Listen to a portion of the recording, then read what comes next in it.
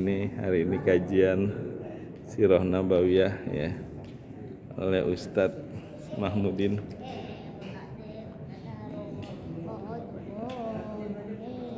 Oleh Pak Ded. Ya. Ada Pak Rauf, ada Pak Widodo, ada sesepuh juga doa.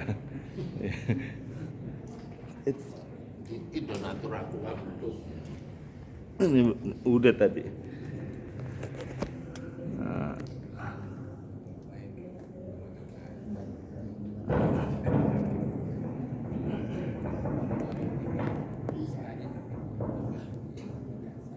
Bismillahirrahmanirrahim. Assalamualaikum warahmatullahi wabarakatuh. Waalaikumsalam warahmatullahi wabarakatuh. Alhamdulillahilladzi anzala sakinata fi qulubil mu'minin yazdadu imanan ma'a imanihim. Lillahi mulku samawati wal ardi wa kana Allahu 'aliman hakima. Asyhadu an la ilaha illallah wahdahu la syarika lahu wa asyhadu anna Muhammadan 'abduhu wa rasuluhu alladzi la nabiyya ba'dahu.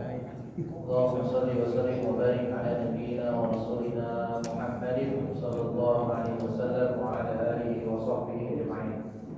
Qala Allah ta'ala fi Al-Qur'an Al-Karim, a'udzu billahi minasy syaithanir rajim. Ya ayyuhalladzina amanu taqullaha haqqa tuqatih wa la tamutunna illa wa antum muslimun. Sadaqallahu al-azim. Bapak hadirin jemaah salat maghrib masjid Baitul Iman yang mudah-mudahan kita sekalian dirahmati Allah Subhanahu wa taala. Alhamdulillah pada malam hari ini kita bisa berwajah kembali di majelis yang mulai ini untuk sama-sama kembali kita mengkaji Sirah Nabawiyah.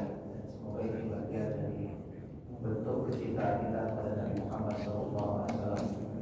Dan kita sekarang ini masih berada di bulan Rabiul Awal, bulan di mana Rasulullah SAW dilahirkan. Maka satu hal yang tentu kita sikapi terhadap Nabi Muhammad adalah bagaimana kita bisa mengambil kepada beliau. Salah satunya saya ingin sampaikan satu peristiwa yang terjadi 4 hari sebelum beliau wafat. Jadi sebelum beliau wafat di 4 hari, ketika itu beliau masih sholat bersama para sahabat di masjid. Mulai dari subuh, kemudian zuhur, kemudian asar, kemudian maghrib. Di sholat maghrib beliau mengimami dan sholatnya itu membaca surah Al-Mursalat. Ya, kita tahu ada beberapa ancaman Allah yang mengulang dalam surah Al-Mursalat ini. Wa idhi yawma'idin lil mukadzibin, kecelakaan bagi orang-orang yang mendustakan. Lalu setelah sholat maghrib beliau pulang ke rumah beliau. Begitu waktu isya datang, maka beliau berusaha untuk tetap datang ke masjid dalam keadaan kondisi beliau yang masih sakit, suhu badan yang begitu tinggi, kepala yang begitu sakit. Sementara kita tahu Nabi Muhammad SAW bersabda, kami para nabi kalau diuji dengan penyakit, maka penyakit yang kami rasakan itu 2 kali lipat dibanding dengan iman. Kalau kita panasnya 40 derajat sudah tinggi sekali, maka Nabi Muhammad 80 derajat. Masya Allah. Gitu, gambarannya begitu. Dan itu dibuktikan oleh para sahabat. Ketika mereka menyentuh Nabi Muhammad, tubuh beliau tak yang kuat, langsung ditarik lagi. Sampai mereka mengatakan kami tidak pernah mendapatkan rasa panas seperti ini. Dan itu yang terjadi beberapa hari, mulai dari H-14 sebelum beliau wafat. Itu yang beliau rasakan. Tapi luar biasa sampai hari keempat dalam kondisi yang sangat panas badan beliau masih berusaha tetap ke masjid. Nah, di waktu isya itulah beliau tetap ingin bersih. Tapi kemudian saat beliau mulai dipapah, kemudian beliau tidak kuat lagi, lalu beliau jatuh dan beliau pingsan. Para sahabat menunggu beliau ketika itu sampai kemudian beliau sadar. Begitu sadar, apa yang beliau katakan? Beliau bertanya kepada para sahabat, apakah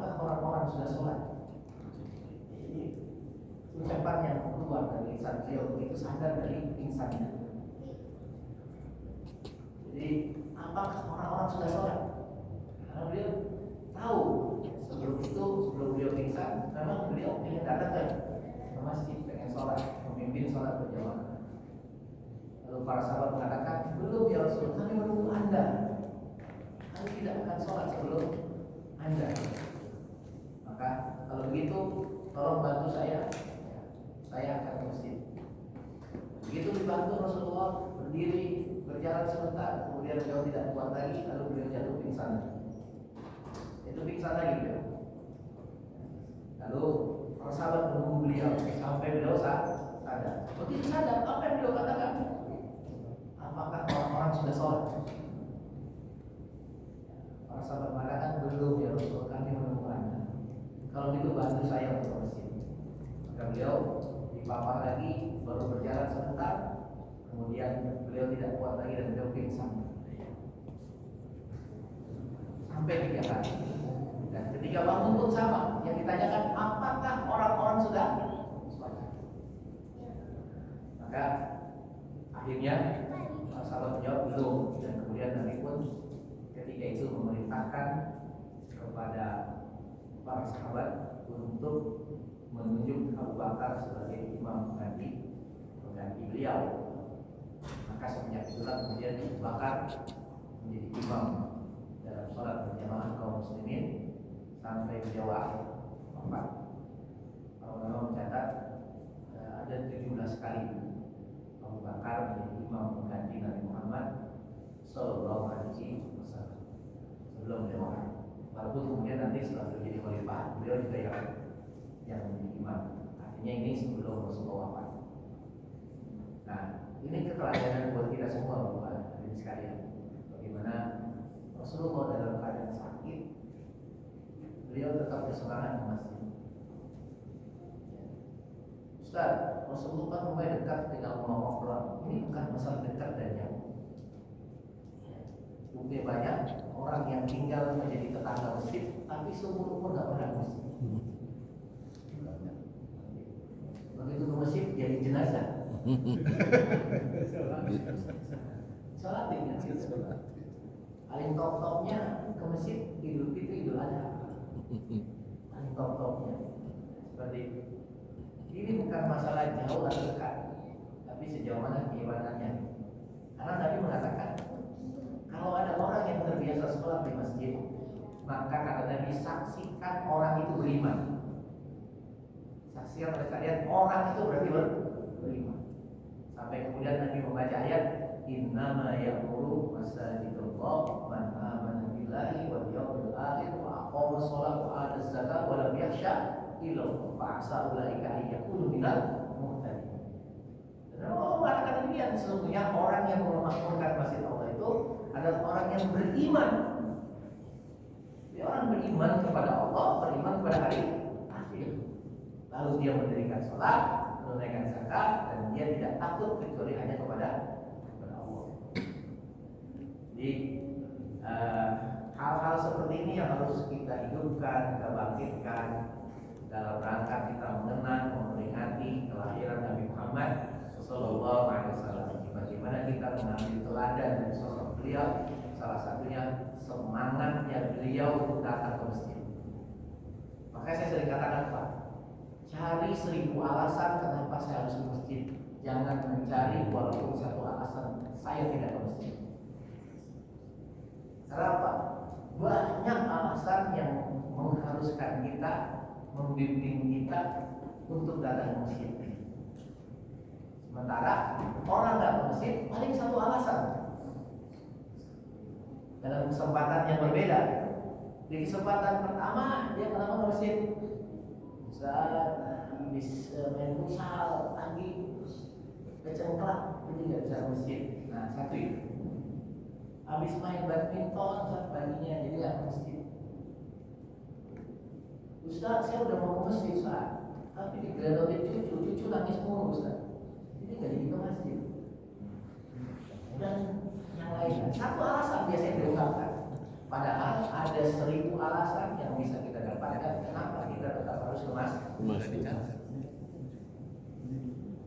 Banyak sekali hadis-hadis, keterangan-keterangan tentang kenapa kita harus tetap ke masjid. Apalagi bagi kaum laki-laki. Bagaimana fadilahnya, keutamanya luar biasa. Kita keluar rumah, ditambah lagi dengan menghadiri majelis ilmu, udah. Man kharaja minal baiti fi talabul ilmi bahwa bisa pilihlah. Siapa yang keluar dari rumahnya dalam rangka dia menuntut ilmu, maka dia berada di jalan Allah. Itu pahala yang sangat luar biasa. Sudah sholatnya keluar dari rumah, setiap langkahnya dihitung dengan satu kebaikan, satu derajat naik, satu dosa diampuni. Semuanya diberikan sakinah dan sebagainya. Semua banyak banget. Ya, dinaungi oleh sayap-sayapnya malah malaikat. Terlalu banyak kalau kita mau cari alasannya kenapa kita harus ke masjid. Yaitu melaksanakan sholat berjamaah, menghadiri majelis ilmu. Bagaimana Nabi mencontohkan kita untuk itu semua. Pada sakit beliau yang luar biasa, tapi beliau tetap bersemangat untuk ke masjid. Bahkan ketika 2 hari menjelang wafat beliau keluar menuju ke sholat. Saat itu Abu Bakar sedang mengimami. Begitu Nabi melihat, para sahabat melihat saat mereka sholat Nabi muncul, maka memberi isyarat kepada Abu Bakar agar Abu Bakar mundur. Abu Bakar mau mundur, tapi kemudian Abu Bakar dihalangi oleh Nabi, tetaplah di situ. Itu menunjukkan boleh ngajak bicara orang lagi sholat. Ya, artinya untuk satu keperluan. Jangan keluar ngajak ngobrol orang lagi sholat. Kalau ada keluar boleh. Itu salah atau kiblatnya. Jangan nunggu orang ini selesai baru ngomong. Salah kiblat, ulang lagi kan gitu. Tadi sholat salah kiblat, kasih tahu. Itu salah kiblat. Boleh. Tapi jangan sampai yang dikasih tahu, yang benar kan. Batal jadi kan. Ikut ngomong dia. Abu Bakar dikasih syarat untuk tetap berada di posisi. Yang kemudian Nabi mengambil posisi sebelah kiri, Abu Bakar sebelah kanan. Artinya berganti posisi. Nabi Abu Bakar yang menjadi imam, kemudian posisinya menjadi makmum. Nah, jadi boleh berganti posisi. Yang konsekuensinya berarti merubah niat gitu ya. Berubah niatnya tadi jadi imam, kemudian sekarang jadi makmum. Walaupun tidak batal, kalau batal ya tadi urusannya. Imam lagi imamin batal. Jangan karena gengsi malu batalnya diterusin gitu. Itu bahasa nanggung dosa ke makmum seperti itu. Malu, jangan malu udah batal aja gitu ya. Enggak nanti maju dia bisa tarik yang di belakangnya. Bisa jadi gitu. Apalagi kalau posisi lagi ruku, posisi lagi sujud. Jadi posisi lagi sujud Ustaz gitu. Kamu kalau saya batalin mulai batal. Harus cepat-cepat disudahkan gitu. Lalu dia tarik yang belakang untuk menjadikan posisi imam. Itu lain lagi kalau batal. Nah ini nggak batal. Nah maka itu jadi hukum boleh. Misalnya apa? Nggak batal, tapi imam nggak mungkin melanjutkan dia jadi imam. Harus suaranya habis misalnya. Ya, bisa jadi saya pernah ngalamin lagi imamin suaranya kira-kira hilang. Jangan dipaksa. Kalau tahu ilmunya minta gantiin. Jadi jangan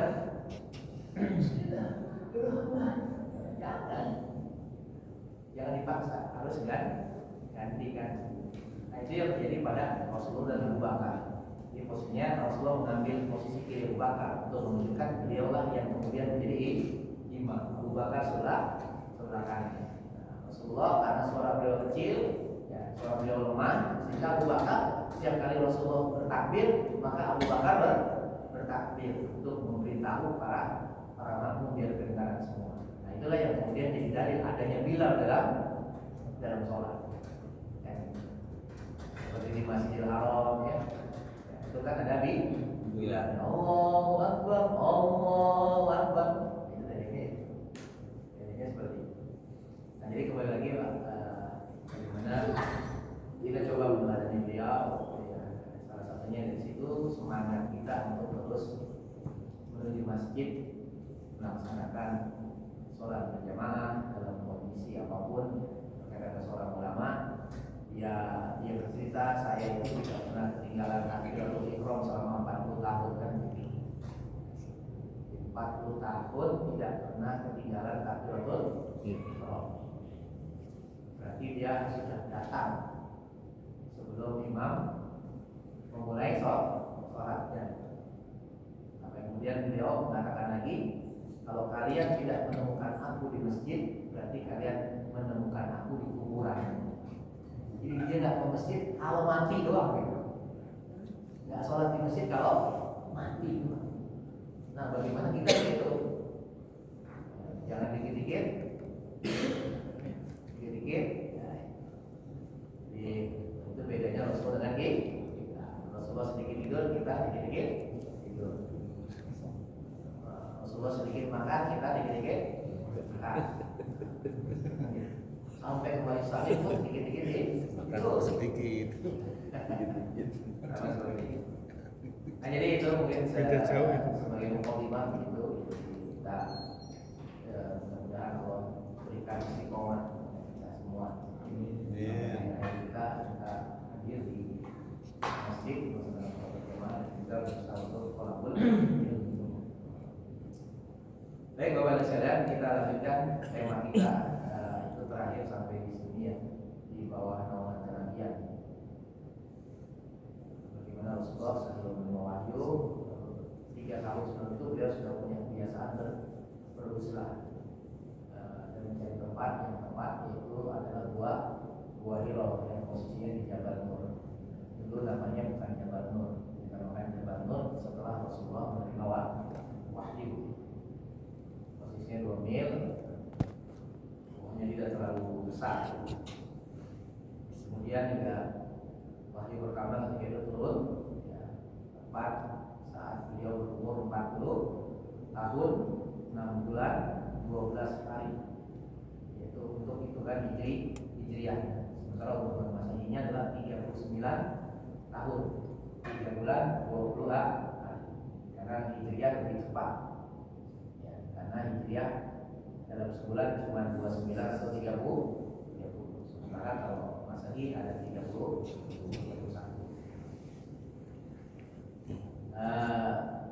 Surat Al-Alaq ini yang lebih kuat, walaupun saya sampaikan kemarin ada hadis Jabir yang menyebutkan ketika Jabir bin Abdullah radhiyallahu anhu ditanya tentang wahyu pertama yang turun, maka Jabir membacakan surat Al-Mudaththir, ya ayyuhal mudaththir.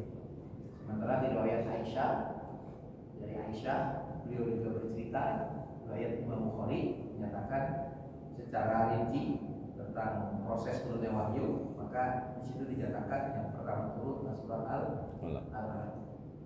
Maka kemudian para ulama menggabungkan dua pendapat yang berbeda ini, bahwasanya surat Al-Alaq tetap adalah surat yang pertama turun ayat 1 sampai 5. Sementara Al-Mudaththir adalah yang kedua. Itu Al-Alaq adalah surat tentang SK kenabian, pengangkatan beliau sebagai nabi dan rasul. Sementara surat Al-Mudaththir adalah SK penyampaian wahyu. Nah, memang buktinya begitu. Setelah seluruh surat Al-Alaq, Nabi nggak langsung berdakwah. Bahkan beliau juga tidak mengajak keluarga beliau. Setelah beliau masih bingung, masih takut. Ini wahyu, ini yang datang menemui beliau itu siapa? Dan ketika itu pikirannya adalah secara umum itu setan yang datang, yang menemui beliau ketika beliau di gua Hiro itu setan. Makanya beliau pulang dalam keadaan yang sangat takut. Laqad khasyitu ala nafsi, ya Khadijah, saya takut banget, takut sekali, karena saya didekap oleh makhluk yang dekapannya itu kuat banget, sehingga saking kuatnya sulit bagiku bernapas, hampir mati aku. Dan Nabi, saya hampir seperti mati. Tapi kemudian makhluk itu melepaskan kembali. Ya, suruh baca Iqra. Mana Nabi Qori, saya nggak bisa baca. Kemudian dipeluk lagi Nabi Muhammad dengan kuatnya seperti tidak bisa bernafas. Kemudian setelah itu dilepaskan lagi, Iqra, mana Nabi Qori? Saya tidak bisa baca. Sampai 3 kali Nabi Muhammad mengatakan gitu. Begitu yang keempatnya, apa yang harus saya baca? Maka kemudian Jibril pun membacakan ayat surat Al-Alaq 1 sampai 5. Nah, inilah wahyu yang pertama itu. Setelah itu beliau tidak langsung berdakwah. Sementara Al-Mudaththir tadi adalah setelah surat Al-Mudaththir turun, jelas sekali itu ada perintah untuk berdakwah. Kalau Al-Alaq nggak ada, Iqra bismi rabbikal ladzi khalaq, khalaqal insana min 'alaq, Iqra wa rabbukal akram alladzi 'allama bil qalam, 'allamal insana ma lam ya'lam. Bacalah oleh kamu, baca. Jadi nggak ada perintah sampaikan oleh kamu kan. Tapi begitu surah Al-Mudaththir, ya ayyuhal mudzatstsir qum fa'andzir. Wahai orang berselimut, bangun, bangkit dan berikanlah peringatan. Wa rabbaka fakabbir, besarkan Tuhanmu. Jadi dalam dakwah itu menyampaikan kebenaran, ya, yang cabangnya banyak, taklim, ya, tabligh akbar, itu harusnya yang dibesarkan Allah, bukan si penceramah. Nah, cuman banyaknya kita tuh salah, yang kita adukan tuh penceramahnya. Maka begitu si penceramah satu saat melakukan kesalahan, bahwa kita udah nggak mau ngaji lagi gitu. Yang terjadi begitu. Masih ingat Agim tuh fans beratnya begitu. Begitu Agim nikah, ditinggalin. Kenapa? Fansnya sama Agim, sosoknya Agim, bukan kepada apa yang disampaikan. Nah itu salah satu syiriknya. Jadi begitu Agim menurut kaum wanita, ini nggak bisa ini. Tinggalin Agim. Karena yang kita besarkan adalah bukan isi yang disampaikan, itu tentang Allah, tetapi adalah penceramahnya. Saya ngefans sama itu. Ada kata Allah, wa rabbaka, maka Tuhanmu besarkan, Allah yang dibesarkan. Wa thiyabaka fatahhir, bajumu sucikan, bersihkan. Wa rujza fahjur, dosa tinggalkan. Jadi bersihkan yang zahir maupun yang batin. Wa li rabbika fasbir, kemudian bersabar, karena konsekuensi dalam berdakwah itu pasti banyak tantangan, hinaan, hujatan, kritikan dan sebagainya. Maka sikapnya satu, kata Allah, pasti bersabar. Jadi jangan seorang dai jangan sampai nggak punya kesabaran. Nah itu, jadi jelas sekali tentang yang lebih kuat adalah Al-Alaq. Kemudian waktunya adalah hari Senin 21 Ramadan. Kalau menurut kitab Ar-Raddul Maktun yang jadi referensi saya ini, itu 21 Ramadan malam hari atau 10 Agustus 610 Masehi. Walaupun di pendapat yang lain kita menemukan, ya, termasuk hilaf, ada yang 17 Ramadan. Ya. Jadi kesamaannya satu, sama-sama bulan Ramadan, tanggalnya beda. Lalu kalau kemudian kita kaitkan di surat Al-Alaq, di surat Al-Qadar, jelas sekali Ustaz. Surah Wahyu itu, Quran itu turun di malam Lailatul Qadar. Kalau 17 Ramadan berarti bukan Lailatul Qadar. Kan begitu. Mengkaitkannya gimana kan? Menghubungkannya bagaimana? Kalau 21 Ramadan jelas, 21 sampai 30. Terutama malam-malam ganjilnya, itu jelas Lailatul Qadar. Maka kemudian para ulama membahasnya, di antaranya bahwasanya Quran itu turun 2 proses. Ya, proses pertama adalah turun secara langsung. Turunnya langsung, blok 30 juz sudah turun.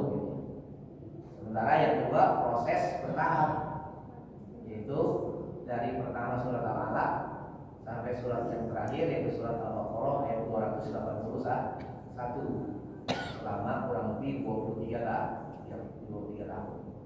Maka Makanya di Al-Quran bahasa yang menggunakan beda-beda, walaupun sama-sama turun gitu, menurunkan. Tapi ada yang pakai anzala wazannya, tapi ada juga pakai nazzala. Pakai nazzala. Nah, dari sini kita bisa membedakan, bisa tahu kenapa kemudian ada tanggal 17, ada tanggal di akhir Ramadan ya, 10 hari terakhir. Kenapa? Anzala dengan nazzala bedanya adalah walaupun sama-sama menurunkan, tapi kalau anzala itu menurunkan secara langsung. Jadi langsung diturunkan, artinya 30 juz diturunkan. Sementara kalau nazzala menurunkannya secara berangsur-angsur. Makanya yang di surah Al-Qadar itu pakainya anzala. Inna anzalnahu fi lailatul qadar. Sesungguhnya kami telah menurunkan Al-Quran secara langsung di malam Lailatul Qadar. Itu turunnya secara langsung, yaitu di malam Lailatul Qadar. Nah, begitu juga di surah Al-Baqarah ayat 185, Syahrul Ramadan alladzi unzila fihi Qur'an hudan linnas wa bayyinatin minal huda wal furqan. Itu juga pakainya anzal. Sementara yang di nazzala itu seperti di surat Al-Hijr ayat 9. Inna nahnu nazzalna dzikra wa inna lahu lahafizun. Sesungguhnya kami telah menurunkan Al-Qur'an dan kami juga yang menjaganya. Dan sebagai perbandingan juga di awal surat Al-Imran ketika Allah berfirman di ayat ketiganya, nazzala 'alaikal kitaba bil haqqi musaddiqan lima baina yadayhi wa anzala at-taurata wal injil. Allah telah menurunkan Al-Qur'an kepada engkau wahai Muhammad dengan kebenaran yang membenarkan apa yang ada sebelumnya, dan Allah telah juga menurunkan kepada Taurat dan Injil. Nah, maka begitu bicara tentang Allah menurunkan Al-Quran, itu Allah pakainya nazzala. Tapi begitu bicara tentang Allah menurunkan Taurat dan Injil, Allah pakainya anzala. Karena memang begitu, Quran diturunkan oleh Allah kepada Nabi Muhammad itu bertahap selama 23 tahun. Yang langsung itu yang dari Lauhul Mahfuz ke langit dunia, belum sampai ke Nabi Muhammad. Nah, dari langit dunia Nabi Muhammad itu baru pakainya nazzala, yaitu selama 23 tahun. Maka begitu Allah jelaskan tentang Taurat dan Injil, Allah nggak pakai nazzala, tapi Allah pakainya anzala. Kenapa? Karena memang Taurat dan Injil diturunkan kepada Nabi Musa dan Nabi Isa itu langsung, tidak bertahap seperti Al-Quran. Nah, inilah cara para ulama menyatukan dua pendapat yang berbeda tersebut. Kemudian setelah beliau menerima wahyu pertama, dibacakan surat Al-Alaq, maka kemudian setelah itu malaikat Jibril menghilang. Jadi habis ngedekap, kemudian bacain ayat, setelah itu hilang, nggak ada. Di dalam doa lagi. Itu kalau kita yang ngalamin itu udah pakai jurus kudu itu. Kudu lari. Kudu lari, Pak. Bulu-bulunya berdiri. Kan begitu. Nabi Muhammad itu kan itu menjelang subuh Jibril itu datang. Dan beliau tahu dari gua itu kalau ada orang datang tak tahu. Tapi tiba-tiba ada makhluk. Seperti itu. Maka selesai itu tiba-tiba hilang. Maka kemudian di menjelang subuh itu, ya, sebelum datang waktu subuh, Nabi kemudian keluar, turun dari gua, turun mau balik. Maka saat beliau turun itulah kemudian ada seruan dari langit, wahai Muhammad, ketahuilah engkau adalah Nabi dan Rasul, aku adalah Jibril. Terus diulang lagi, wahai Muhammad, ketahuilah engkau adalah Rasul, Nabi dan Rasul, aku adalah Jibril. sampai 3 kali. Kemudian setelah itu Nabi melanjutkan perjalanan sampai pulang ke rumah beliau, dan beliau dalam keadaan yang sangat takut, menggigil luar biasa. Sampai beliau kemudian minta diselimuti oleh istri beliau. Zammiluni, zammiluni, daziruni, daziruni. Selimuti aku takut banget. Apa yang terjadi terhadap diriku, wahai Khadijah? Kata Khadijah, tenang aja tenang.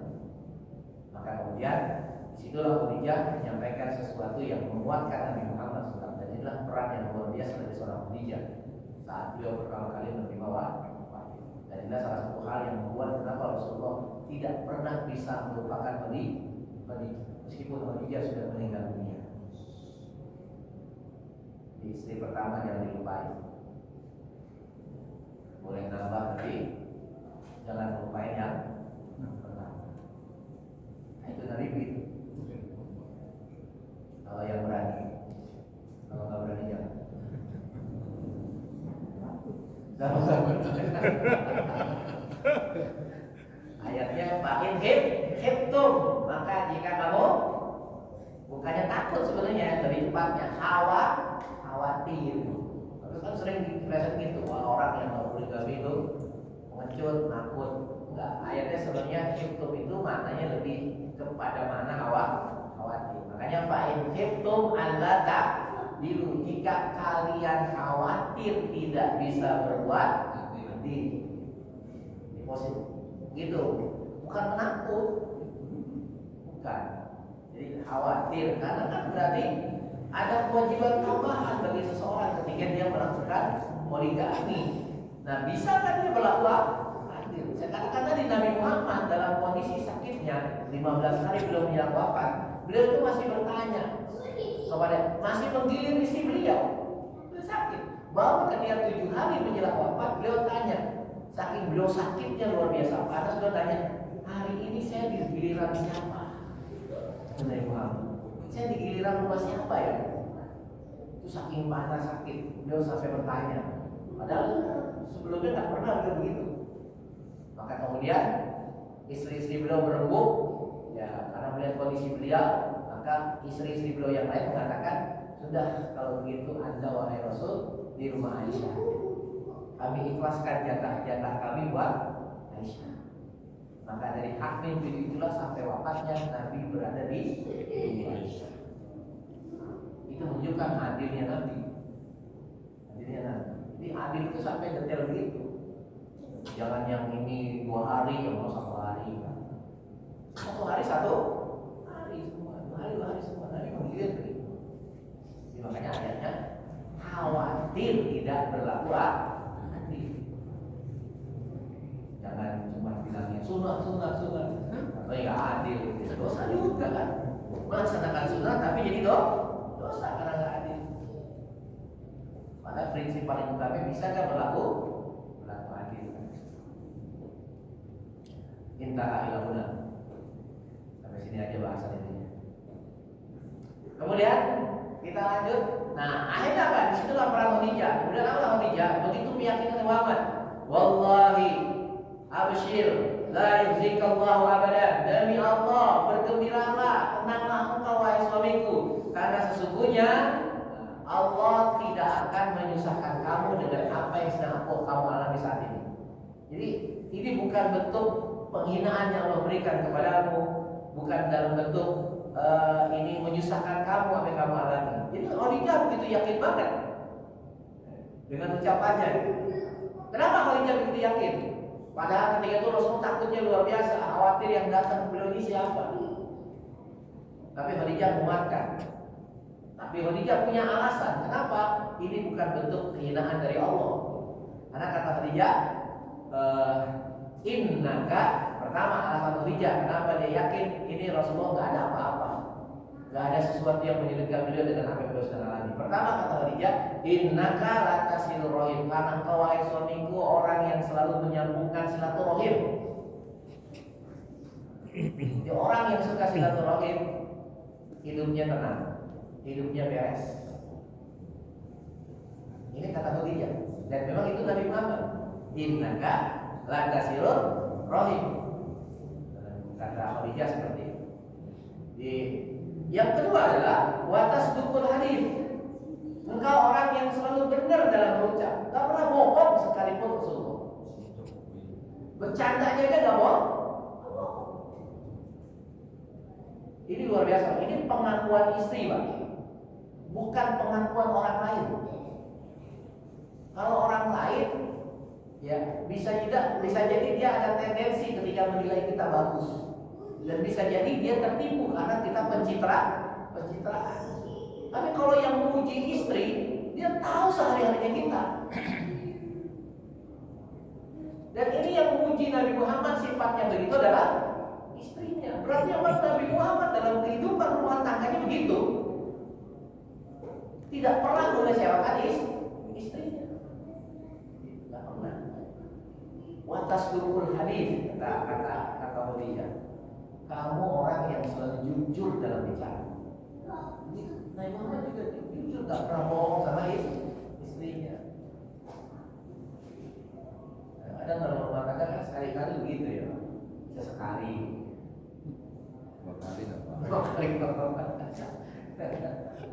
Berkali-kali boleh.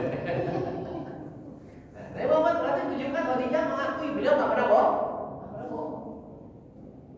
Ada orang yang besar banget di mata jamaah, misalnya seorang ustaz. Wah, jamaah mengeluh-ngeluhkan, tapi isinya nyindirin kan. Tahu lagi gua apa gitu.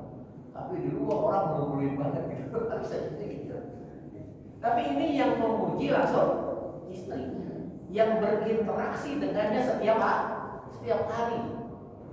Sementara orang lain ya hanya sesekali dia berinteraksi.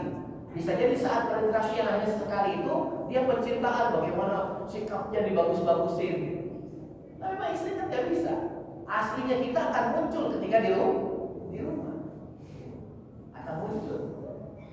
Jadi jangan salah nih, kalau istri dia bukan berarti dia nggak lagi nilai kita, dia lagi nilai kita gitu. Makanya kata siapa? Kaum wanita itu ahli dalam sejarah. Jadi sekali saja kita melakukan kesalahan, maka dia akan nyebutin seumur hidup. Itu saking ahli sejarahnya. Gak pernah lupa. Ya. Karena dia mengamati, jangan kira mereka tidak mengamati. Tapi kita melihat Nabi Muhammad. Ya. Begitu juga sebenarnya dengan Khadijah sebagai seorang wanita secara umum. Tapi bagaimana benar beliau melihat Khadijah itu memang Rasulullah begitu kehidupannya. Nggak ada yang ditutup-tutupi, nggak ada pencitraan terhadap keluarga beliau. Maka itu pujian dari Khadijah. Ini satu sisi menguatkan Nabi Muhammad agar tidak cemas, tidak takut. Tapi satu sisi ini pujian dari seorang istri tentang sifat dan karakter suaminya. Watas bukul hadis, watah minul kala. Kata Khadijah, engkau orang yang memikul beban kesusahan orang lain. Nabi bantu. Ada orang minta bantuan, dibantu oleh. Dan itu dilihat oleh Khadijah. Watah minul kala, watah minul doib. Nabi yang keempat kata Khadijah, kenapa yakin tidak akan dihinakan oleh Allah dengan apa yang beliau sedang alami? Karena beliau selalu menjamu tamu dengan baik. Tamu datang dijamu dengan baik oleh Rasulullah, dan Khadijah melihat itu. Dan yang kelima adalah watu'inu ala nawaibil haq. Dan engkau wahai suamiku selalu menolong orang-orang yang berusaha untuk menegakkan kebenaran. Nah, inilah hiburan dari Khadijah, hiburan dari Khadijah agar Nabi tenang di tengah kegelisahannya, ketakutannya setelah ditemui oleh malaikat Jibril. Maka kemudian setelah itu Khadijah untuk meyakinkan bahwasanya ini yang menemui suaminya ini siapa. Maka kemudian Khadijah sendirian datang menemui Waraqah bin Nawfal, ya, yang merupakan sepupunya. Lalu dia ceritakan tentang apa yang dialami oleh suaminya. Maka begitu diceritakan, kata Waraqah jelas sekali bahwasanya dan namus ini adalah malaikat alladzi unzila ala Musa, yang dulu juga pernah turun kepada Nabi Musa. Kata Waraqah, ya laitani akunu fiha jaz'an Aku nuhayyan hina yukhrijuka qaumuka. Jadi, duhai seandainya aku masih hidup diberikan umur panjang saat nanti kaummu mengusirmu wahai Muhammad, kata Waraqah. Ya. Karena dalam riwayat lain ada yang Khadijah sendiri, ya. Kemudian nanti di hari berikutnya Waraqah ketemu dengan Nabi Muhammad kemudian mengatakan ini. Tapi ada riwayat yang lain juga mengatakan Khadijah bersama dengan Rasulullah menemui Waraqah. Jadi seandainya saya masih hidup diberi umur panjang ketika engkau diusir oleh kaummu, maka ketika Rasulullah mendengar ucapan Waraqah ini, kata Rasulullah, "Kamu Khadijah, apakah kaummu akan mengusirku wahai Waraqah?" Ya, maka kata Waraqah, "Na'am, ya, ya, kaummu akan mengusirmu nanti setelah kau menerima ini. Lam ya'ti ahadun qattun biha jita bihi illa udiya wa udiya." Kata Waraqah, tidak ada seorang pun yang mengalami hal semacam engkau alami, didatangi oleh malaikat, berarti kamu menerima wahyu, diangkat sebagai nabi, melainkan dia akan dimusuhi, dia akan dihina, dia akan dikucilkan. Kata Waraqah. Dan seandainya hari itu datang saat engkau dihina, saat engkau dimusuhi, aku masih hidup, kata Waraqah, maka aku akan menjadi orang yang berada di garda terdepan untuk menolong dan membantu, untuk membela mu, kata Waraqah. Itu Waraqah udah ngomong begitu. Kalau saya masih hidup saat engkau diusir ya Rasul, maka ya Muhammad, maka saya akan menjadi pembela terdepan. Tapi saya sebelum wahyu berikutnya turun, Waraqah meninggal. Kenapa Waraqah begitu? Karena Waraqah yakin ini pendeta Nasrani yang masih memegang teguh ajaran Nabi Isa, sehingga dia yakin ini malaikat, ini nabi terakhir yang dimaksud oleh dalam kitab Injil maupun dalam kitab Taurat. Maka dia yakin dia akan bela. Maka kemudian tapi Allah lebih dahulukan dia wahyu, dan dia termasuk orang-orang yang bisa dikatakan dia Islam. Artinya dia kelak nanti juga akan masuk surga karena dia sudah beriman, cuma tidak menemui wahyu. Baik, waktu kita terbatas, insya Allah kita lanjutkan di pertemuan berikutnya. Waalaikumsalam. Kita tutup dengan doa majelis. Subhanallah wa bihamdihi, segala yang tercipta. Assalamualaikum warahmatullahi wabarakatuh. Waalaikumsalam warahmatullahi wabarakatuh.